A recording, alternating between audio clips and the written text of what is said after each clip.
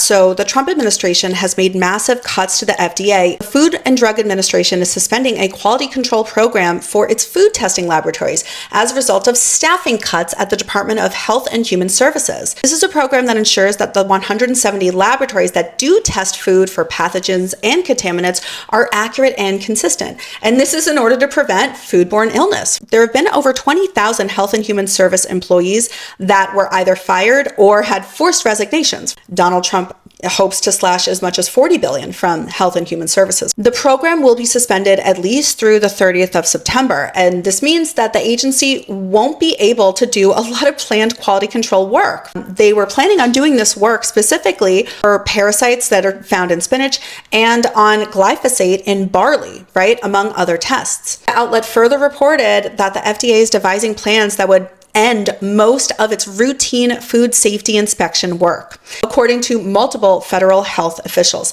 The FDA was already bare bones because Congress has never funded them fully in order to meet the food safety requirements as outlined in the Food Modernization Act. In February, Jim Jones, who is the head of the food division at the FDA and who just took over and has been completely revamping the FDA, he quit in protest against the huge staffing cuts. At that time, Jim Jones said, "I was looking forward to working to pursue the department's agenda of improving the health of Americans by reducing diet-related chronic disease and risks from chemicals in food," right? Isn't that what RFK Jr. and MAHA is all about? That obviously can't happen when the majority of staff has been fired.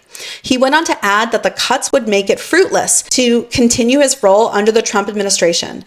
And he said that Trump has disdain for the very people needed to ensure that our food is safe. Lots of food experts have expressed concern, saying that these cuts are going to negatively impact food safety oversight in this country, which, by the way, still wasn't good enough because, remember, Congress has never funded the FDA to the level that they need to be in order to meet the standards that are literally written into law during the Obama administration.